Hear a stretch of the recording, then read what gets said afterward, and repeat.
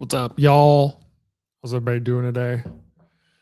Don't get too excited about daily game dev videos, even though this is the third day in a row. Just getting a jump start on this whole process. There's a lot of interesting things that always happen up front, and I know, like, people who watch like the process of game dev, these are the interesting things to see how different people approach starting a big project or approach planning a big project, or just just sort of getting going. Is everybody's got their own way of doing it. So that's why I'm doing daily right now, just so people who are interested in this can sort of see how Sean's brain works. It's kind of fun, kind of interesting. Also, I don't have a lot of people to talk to during the day. Right? I just stopped going to work. I get a little lonely.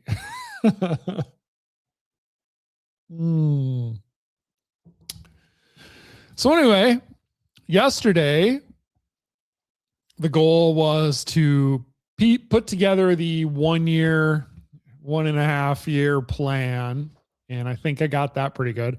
I got a lot of feedback from a lot of people on it. Thank you very much for your feedback. Almost 100% of the feedback was you're going to fail. Hey, thanks for caring though, at least. Not surprised. It's super, super aggressive. Yeah, there's a pretty decent, probably better than 50% chance that, things don't work out the way I planned, or that things take a little longer. But, there's also a chance that it does work out. So I don't know. We'll see. That's the great thing about it is, the end of 2027, we'll get to see. We'll get to go back. I put it on tape. I planted my flag. We'll get to see how close I was at the end of 2027. That's the fun part. But anyway, yeah, there's a lot of risky stuff in there timeline wise. We'll figure it out. I don't know. First step in the process, though, is we got to get that first game going, right? So I decided today was going to be the day that I do all of my planning. And there it is. That's the plan. That's the entire game right there. Basically, every meaningful screen or system or thing I need to do is on that wall. Sort of in order from left to right in a timeline style. But in general, it's all there. Color coding is as such. Anything in blue has to do with the town itself, mostly. Anything in pink has to do with the characters. Anything in green has to do with the human, mostly, in quests. The orange is sort of just stuff, just like bits and bobs, things that maybe crossed over a little too much to be in one category, or just at the time I wrote the note, I wasn't quite sure what category made the most sense. The yellow stuff is just me keeping a track of what is the human actually going to do when they play this game. Because one thing I found as I kind of collected them all over here at the end. This is a process I like to do all the time, right? I like to take everything, put it out there in a physical form, because like electronic format doesn't work as well. Electrons are very easy to ignore, but physical things, magnets, Post-its, notes, string and push pins, right? Those are things that can't be ignored. So I find that works really well. So I use Post-its, and I have a wall with nothing on it. So I use the whole wall and filled it with Post-its. But one of the most important reasons I like to do this is because it forces you to make sure you've not only thought through all of the major systems, but also thought through like what are the linkages in between them. That you've thought through missing knowledge is a big area. So one of the things one of the things I learned as a young PM, which people don't learn anymore, is you do your plan both forward, front to back, and back to front, right? You do it forward and backwards. What that actually means is when you do it from front to back, you start over here on the left, right? You go this direction.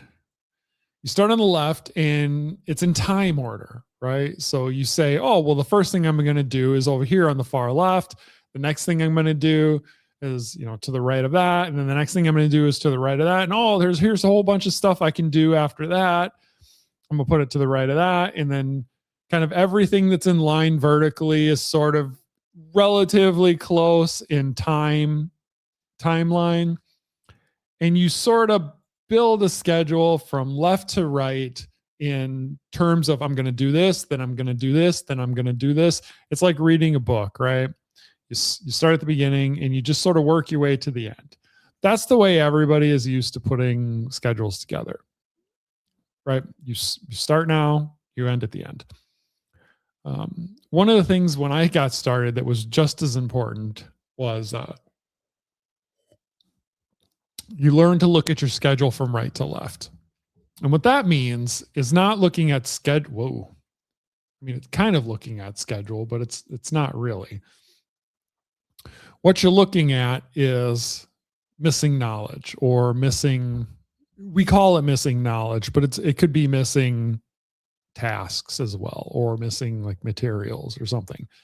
But we call it missing knowledge, but just understand that means all of those things. And what you do is you start on the rightmost thing and you pick the rightmost item. Like let's just say this one right here, right? It says Quest generation timer system. And you say, what information am I missing to be able to start this right now?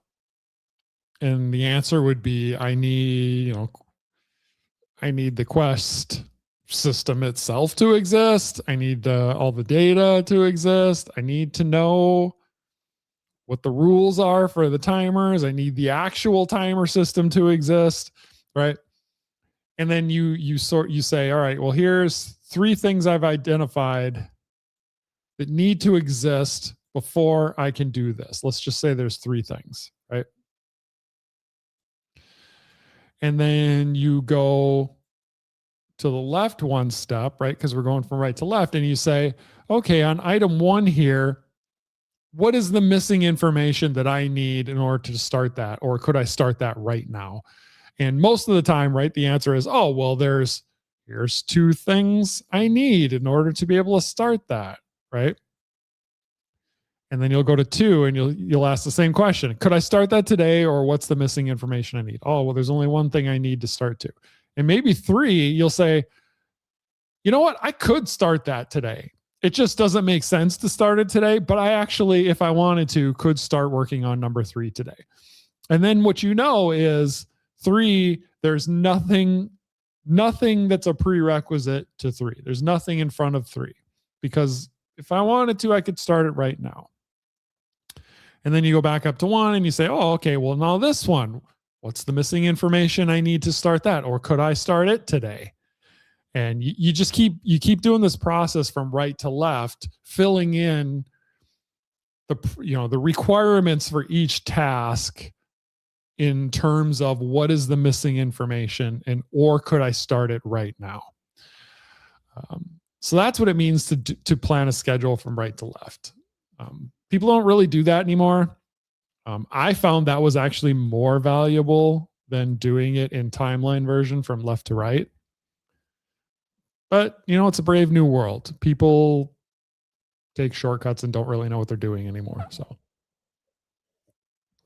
anyway, the reason I went down that long rabbit hole it seems like it has absolutely nothing to do with what I was actually talking about, was the yellow Post-its. What's the human doing? So going through this rigorous process, right? Putting it together left to right, looking at it for missing information right to left, putting it physical on the board. It does expose, you look at it from all these angles and it exposes what you're missing, right? Because you'll get to a question that you just can't answer. So the question I was looking for, after I had the whole schedule laid out and I kind of did a rough sort left to right, right to left on it, I said, okay, now I think I have the game designed. What's the human actually do in this game? And I'm going to put it on white, yellow Post-its. And my thought was I was going to have some really complicated things and I was going to need to simplify some systems. What actually happened is I literally had 2 Post-its. That's all I had. I started off, I had these 2 Post-its and that was it. There was nothing else. And I was like, oh, that's probably not great that the human only has 2 jobs in this whole game. We might want to think about that. So then I went back and God dang it, why do I keep resizing the wrong window? And then I went back and started looking at the systems again and saying, am I automating too much of this, or is this something I really feel like a human would like to do? I would also ask the question a lot of times, am I missing a system that would make this game more fun or that would increase the overall depth of this game? And is that missing system something I could have a human do and that they could have fun doing it? So my first pass basically turned into a idle game, which was not what I was going for. So then I started adding some new systems. And the other funny part was, as I started thinking through, I probably need a new system here. I probably need the human to do something here. All of a sudden, these purple Post-its were just questions I had, just questions. And every question I didn't have the immediate answer to, I put it on a Post-it and slapped it up there.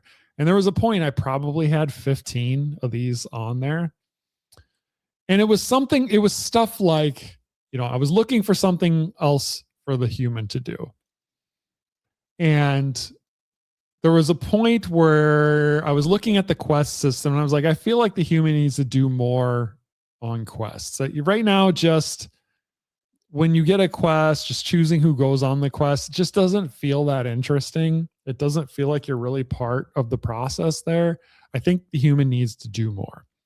It's like, well, what if you were presented with a bunch of quests, and as the human, you got to pick which one you thought would meet your goals better? Like maybe you pick one out of, let's say there's 5, right? You look at them and you're like, ooh, that one looks like it might be too hard. That one might be too easy. This one, I don't really like the rules of that one. I'm going to take this one. So you pick that one and then you decide who's going to go on it. It brought up an interesting question as I was thinking that through. All of a sudden it dawned on me, it's like, well, where do these quests come from? Like who is deciding what the 5 quests are that I'm choosing from? So question goes up there. Where do these quests even come from? And then there was a next question was, wait a minute, should I be designing the quest? Should I be having the human design the quests? And then there was just like question after question after question. So I'm like, okay, these are holes in the plan that I need to figure out and have a rock solid plan for. Otherwise, I'm going to get to that part of the game and it's going to stop. I'm like, well, all right, what do I develop next? Like what? I need a bunch of quests. Where do they come from? How are they created? Am I supposed to have an interface to create them? And I had to answer all those questions. Another big question I had was I had this yellow part, mostly, like a lot of it filled out. I came up with a bunch of cool systems that I really like. Like another question was, well, all right, what happens to the loot after a quest is over? Like if there's 5 characters that went on a quest, how do you know who gets what? What if there's like one really cool weapon that's part of the loot? Like how do you decide who gets it? Does the human get it and then they get to do something with it? Does it just automatically go to one of the characters? How do you decide? And if the human gets it, then what do they do with it? How does it, what are your options? So again, just a bunch more questions popped up. But after I solved all those, I was like, all right, I think I got it figured out now. I know what the human's going to do. I know how the game works. I kind of understand, I understand how all the systems are going to work together and what the requirements are for those systems. All right, I'm playing through a game in my head, just kind of like, okay, yeah, I'm going to do that. Then this is going to happen. Oh yeah. And then I'm going to play for 20 hours, 50 hours, and my town's going to become really good. And then it dawned on me, it's like, well, when does the game end? Like, what are you even going for? Like I knew in general that you want to make your town better and you want to make your characters stronger. But like, why? and when does it end? And who are you playing against? So I was like, oh, okay. Purple questions. And I had a bunch of those around Endgame. And that was kind of interesting too, because what I ultimately decided was you're a town, right? You're a town. The whole game's in the town. So the end game needs to have something to do with the town, right? Why are you the quest giver in this town? Right? What's the point if the end game has nothing to do with that? So I came up with a solution where the whole point is you, right? And this fits in with the backstory, right? You are from this town. This is your town. And you care a lot about your town and you care a lot about the villagers that live there and stuff. And your whole goal is the outside world has gotten really dangerous and towns all over the kingdom are getting wiped out. And you don't want that to happen to your town. So everything you're doing in this game is really to make your town stronger and safer. That's really the goal. Is you want your characters to be strong enough so they can defend the town against all the outside stuff. You want your town to be upgraded enough so that it can provide the right gear and attract the right defenders and all that stuff. This is all in an attempt to make your town safe. All right, so the end game has to have something to do with that. Otherwise, there's no point. So it's like, all right, well, what could be the last thing that you would have to, like, the measuring stick for your town has become strong enough and safe enough that you can consider the game done. And the best measuring stick I could come up with was other towns, right? If you can defend against the other towns who are also trying to get stronger, and you can beat off the final, raid from whatever neighboring town wants to take your territory. If you won that battle, I think you could consider that now your town is safe, right? You fended off the top challenger, the other challenger who's beat all the monsters and done all the quests, right? They've become strong enough that they don't have to worry about the creatures anymore. They came after you and you beat them away. I think that's when you can say, yes, our town is now safe from everybody. And that would be kind of the end game. So again, the process is really good because I really liked that end game. I really liked how to build up to that end game. The build up makes sense. The end game itself makes sense.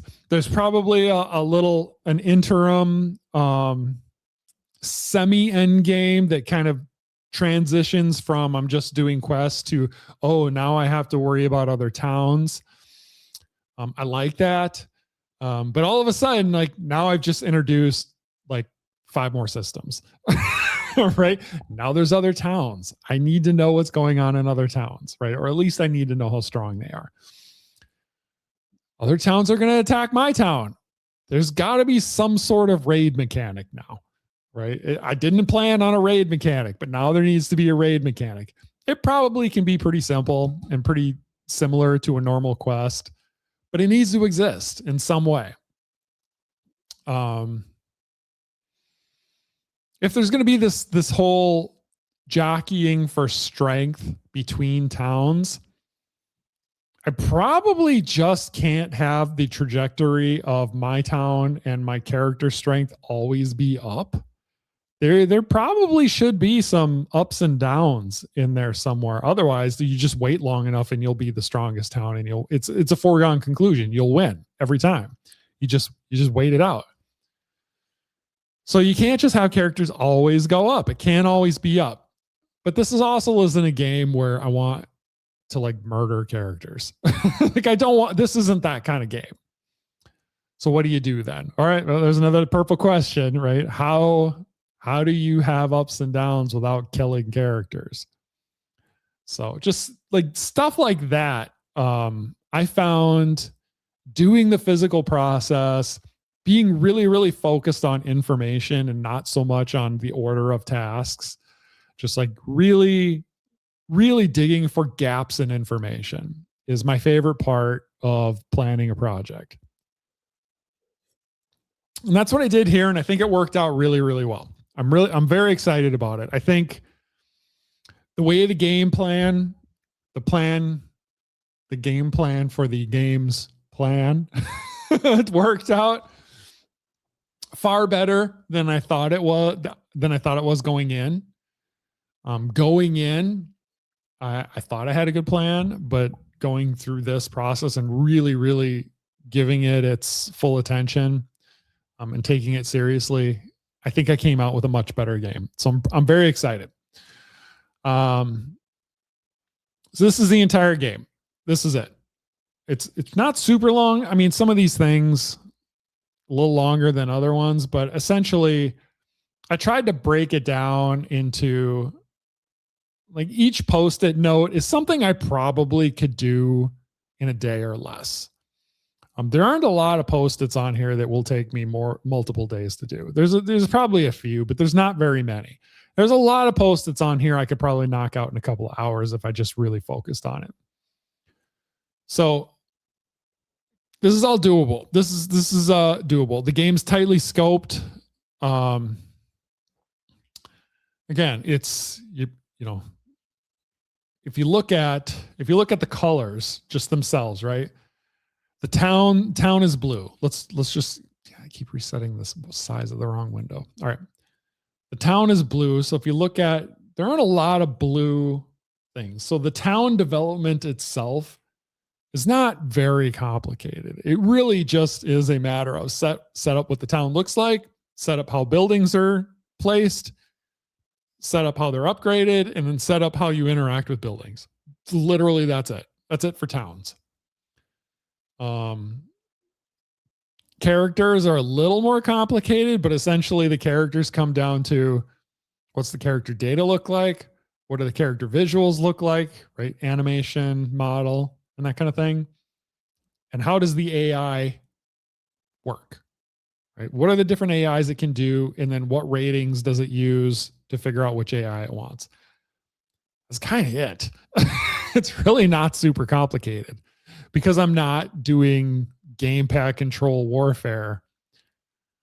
It's all off screen. So like, I don't have to put together that really complicated combat engine. The green, right? The quest is really just about data. How the quest, like what defines a quest? How does it get generated? How does the human interact with that data in terms of screens? And, you know, when do I add more loot to a quest? What does that do?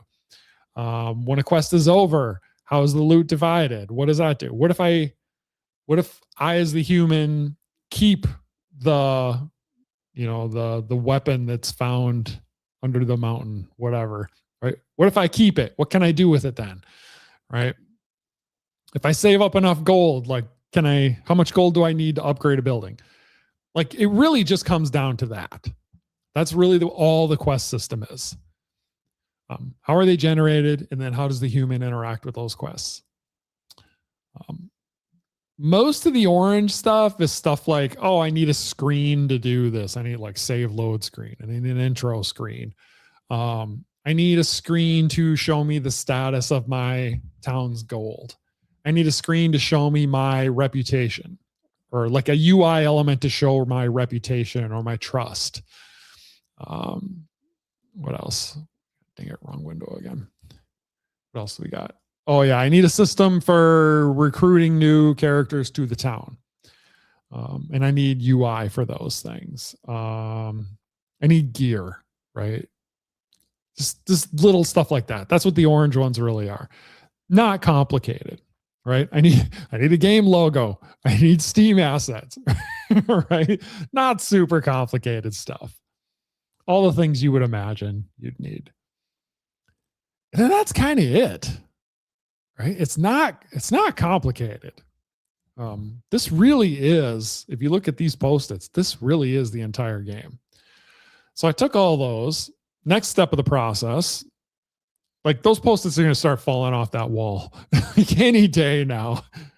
So I took all those and I did put them in electronic form because I did all the thinking work on the wall, which is where you're supposed to do the thinking work. Now we're into the tracking work. Okay, that tracking work makes sense in electronic form because now I can move things around and be like, oh, well, I want this to come before this. Oh, no, actually, I decided I want it to come after that. I can tag everything for, hey, I can do this now. I can do this now. I can do this now. No, this thing is waiting for this. This thing needs this and this, right? Electronic format makes it really easy to do that kind of stuff. So all I really did was copy all of the post-its, just verbatim where they were into this Miro. And then I kind of just started reorganizing. I paid a specific attention up here, up front, because that's really the only thing that matters right now is what's the stuff I can work on right now. So I took a pass through the whole thing. I tagged anything that wasn't waiting for something else to start, right? That whole, what's the missing information, or can I start it now? Anything I said, I can start it now, I tagged with a green, I can start now. So anything with these little green boxes, right? These little can do now. I can take my pick and I can just start working on them tomorrow. I can immediately start working on it. Anything else that doesn't have that, I've either decided I am missing information in case, if I knew it's explicit information that I'm missing, I put it like a little arrow just so to remind myself that, hey, it might look like you can start this now, but you really can't until this other thing is done. Or I kind of just moved it later in the project, being like, maybe I could start it, but there's really no need to until later in the project. And my thought process is, as I get things done, I'll start marking them as done. And then I'll just, I'll kind of just go and re-look at all the other tasks that are around it and say, all right, now that I've got a few tasks done, let's take a look at this stuff again. Am I missing information on these things, or which ones could I start right now? Does this change anything? And that's why I like doing the actual execution in some sort of electronic format. What you will notice that I don't have here is a schedule. I don't have a timeline and I don't have a schedule because I do not believe in executing project plans to schedule. Yes, I know that's blasphemous in today's world. All anybody ever wants to talk about now is schedule. But I assure you, that just slows you down. Again, back in the day, when you only worried about the work and you didn't worry about the schedule, you got things done twice as fast. Half amount of time, twice as fast. So that's what I'm doing. I'm not going to worry about the schedule. I'm just going to worry about the work.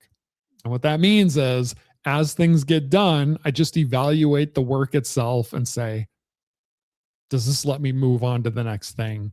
Or do I have more work to do before I move on to the next thing? And literally, that's all I'm worried about. I'm not going to worry 10 tasks down the road. I'm not even going to look at those things until I get a lot closer. I'm going to look at what can I do now? That's the most important thing to me. So just a tip for any aspiring project managers or people who are going to do their own really big projects and just kind of want to know, yeah, like should I be putting these big schedules together? What's the best thing to do? Don't waste your time on project schedules. Worry about the order of the work. That's all you need to worry about. Don't worry about dates. You'll thank me later. Don't ever use that at work because they're only going to want to talk about your Gantt chart. But, you know, corporate America sucks these days, so they don't know what they're doing. All right, so that's where we are. We basically have the entire game right here on the screen. There it is. Now the trick is get this all done before Next Fest. I don't know. We'll see. Most of you, actually, I shouldn't say this. I shouldn't say most of you don't think I'm going to be able to do it. All of you don't think I'm going to be able to do it. Every single one of you. So that's okay. This is not going to be the first time where I'm the only one that thinks I can do something. It won't be the last time either. I assure you. It's totally fine. If you guys want to give me feedback that says you don't think I can do it, it's fine. It's okay. I know you guys aren't being mean. I know it comes from a good place, so I'm not mad at you. Just know I'm not going to listen. I wouldn't be doing this if I was worried about the people who said it can't be done. I'd still just be working a normal job. So I think that says a little bit about who I am, right? I'm a risk taker. I'm going to take big swings. And you know what? If I fail and I go bankrupt, so what? I go bankrupt. Whatever. Who cares? A lot of people go bankrupt. I won't be the first. I won't be the last. Oh, it's not the worst thing in the world. Anyway, I don't think I'm gonna though. I think what's gonna happen is I'm gonna be a millionaire. That's what I think is gonna happen. All right, that's it. That's all I got today. I can't imagine doing another video for a few days on this channel unless something cool happens or there's something I want to talk through. But these early tasks are just so simple, like gather my assets, just like set up data. Like it's so simple.